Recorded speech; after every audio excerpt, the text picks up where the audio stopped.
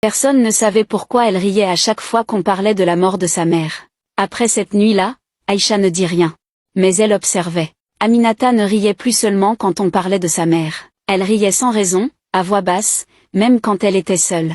Et chaque nuit, elle se réveillait en sueur, fixant le plafond, et chuchotant. Elle est là, elle me regarde, elle veut reprendre ce qu'elle m'a donné. Aïcha finit par interroger une vieille du village, une ancienne proche de la mère d'Aminata. La vieille soupira profondément, puis murmura. Il y a des mères qui aimeraient tant vivre, qu'elles feraient n'importe quoi. Même donner leur fille à la mort, à leur place. Aïcha comprit. Aminata savait. La nuit de l'accident, Aminata et sa mère étaient seules dans la forêt. Une lumière étrange était apparue. Quelque chose avait proposé un choix.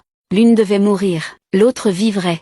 Et Aminata avait ri, parce qu'elle avait choisi de vivre. Mais ce rire, ce pacte, avait un prix. Un soir, elle hurla. Un rire déchirant, douloureux. Puis elle s'arracha les tresses, griffa les murs, et courut hors de la maison en criant. Elle me poursuit. Elle veut reprendre mon souffle. Depuis ce jour, Aminata erra entre les collines, riant aux corbeaux, fuyant les miroirs. Plus personne ne l'a revue dans le village. Mais certains disent que chaque fois qu'on parle de la mort de sa mère, on entend un rire. Loin, mais pas assez loin.